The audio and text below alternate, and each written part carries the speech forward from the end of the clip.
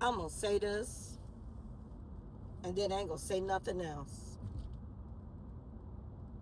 Every single day that I open my eyes in this country, I am faced with the reality that I'm black. Every single day that I open my eyes in this country, I am faced with the reality that I gotta fight.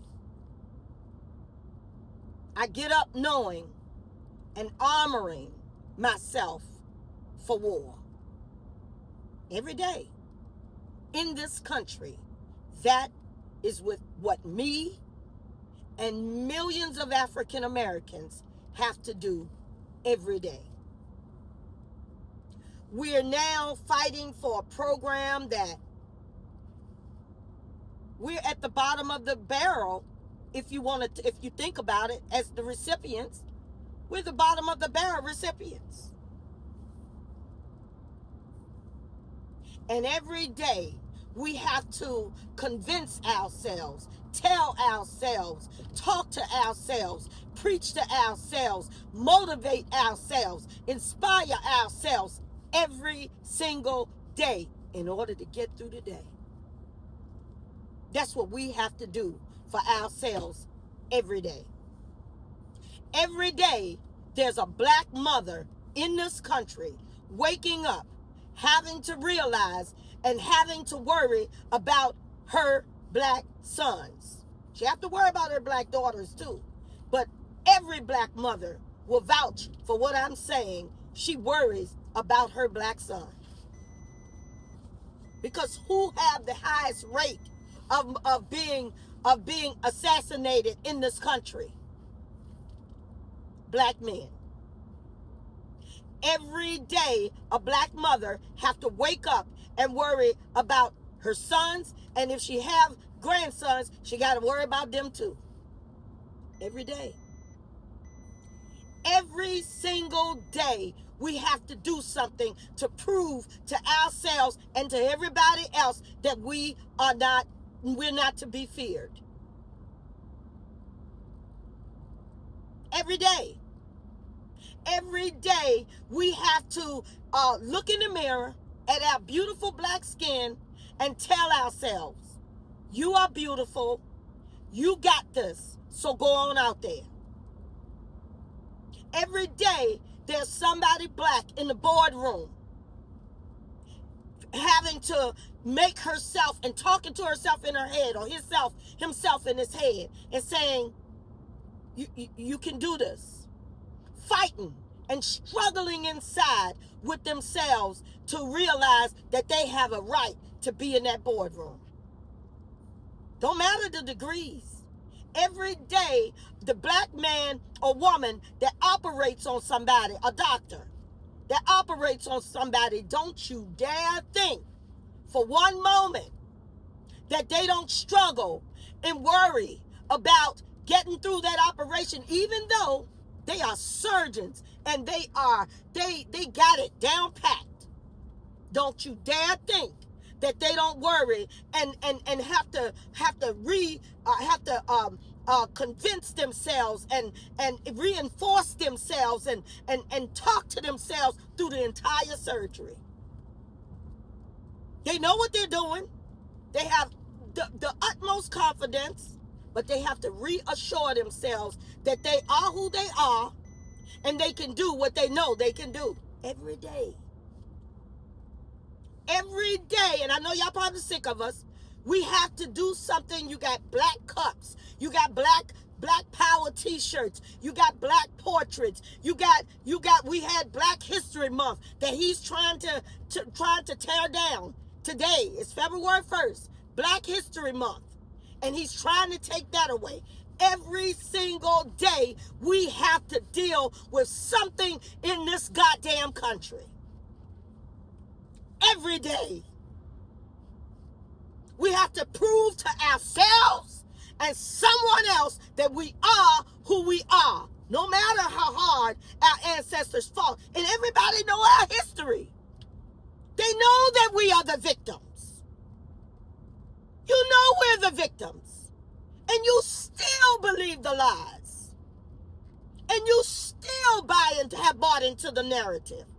And here go foreigners when they come over here. My family came over here with $10 in our pockets. Just 10. And we made it. We made it. I love this country. America is good to me. America is great to me. America is wonderful. Yes, make America great again, because I don't know what's wrong with black people. Every day, we have to deal with UMFers looking down on us. Every day we have to prove and fight and stay in our own head. No wonder we all of us need to be somewhere in somebody's sitting in a psychiatrist, a therapist chair, every one of us. But we too busy fighting y'all. We can't even heal from what was done to us. We can't even heal from being the victims, because we are victims. Let's be clear. Let's be very clear about that. But every day, you don't want us to know that we're victims. You don't want us to feel the victim. You don't want us to feel victimized. You don't want us to realize that we're victims, but we are. We are. You know why we know we are? Because this country reminds us. Your fear of us makes us have to fight for you not to be afraid of us. Every day, we have to make sure we drive the speed limit. Every day, we have to make sure we walk a chalk line. Every day, we have to make sure we're doing 10 times better, or else it won't happen for us in this country. Every day. Every day, we are uncertain about our relationship and our level of safety in this country. And I've even had people in my comments say, well, leave then. And I want to cuss them out. Ooh, I want to cuss them out. I want to cuss them out. Because how can you be mad and upset and angry at a victim? Because see, my ancestors, having been the victims of slavery, that has trickled down to me. Because if it hasn't trickled down to me, then why am I still dealing with y'all's mess? Why am I still having to fight for rights that should be on a platter for me right now? And then some of you got the nerve to say, I'm so sick of black people. I'm so sick of all of these black accolades and all of these black sayings and all of these black this and black that and black power and beautiful black and black queen and black king and ho, ho, ho and wah, wah, wah. You sick of it. You might be sick of it, and I understand why you are. But it's what we have to do in order to keep pushing forward, in order to know that we are nothing of the sort of what you say or think we are. You mad at the victim? You're mad at the bloody victim. You're mad at the bruised victim. You're mad at the slayed victim. Every day. Every single day. This is what me and millions of my people have to deal with every single day here in America. And listen, black people break laws. I'm not saying we don't. Black people do bad things just like any other human on the earth. But every day, we have to fight in this country. Every day, I have to look in the mirror and remind myself that I am beautiful, that I am strong, that I can do it. I have to build myself up every day to face this country.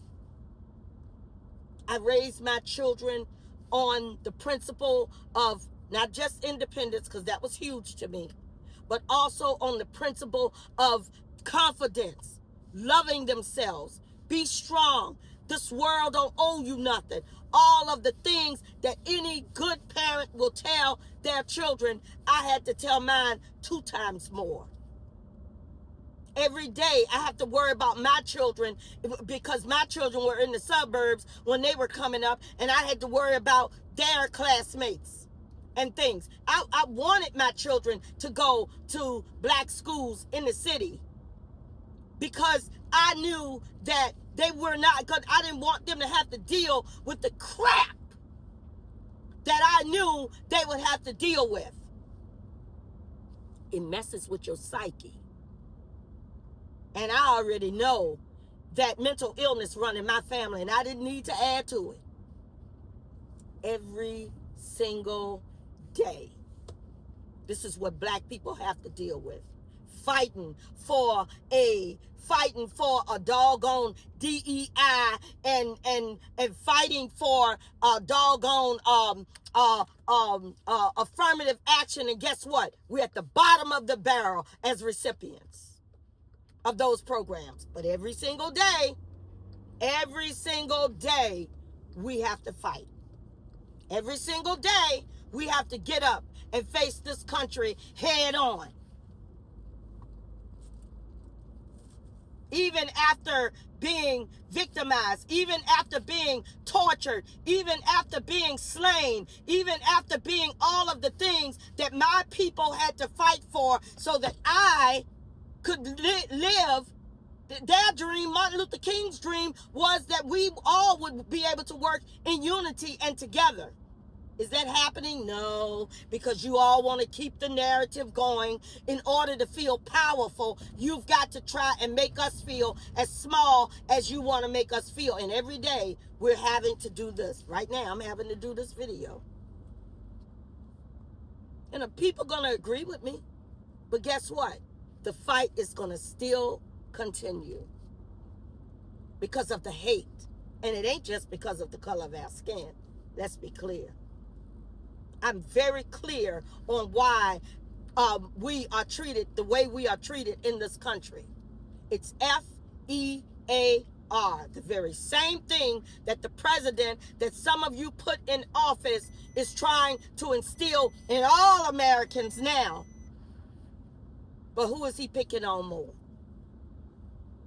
Who is he picking on more? Yep. Us. And he wanted to pick on us at the beginning. But he had to start off by saying immigrants. By picking on the immigrants first. And then he eased himself into picking on us. And just started slashing things for us. Just slashing them. I don't even really think he really is that worried about immigrants as much as he is about us. I wonder what he was doing.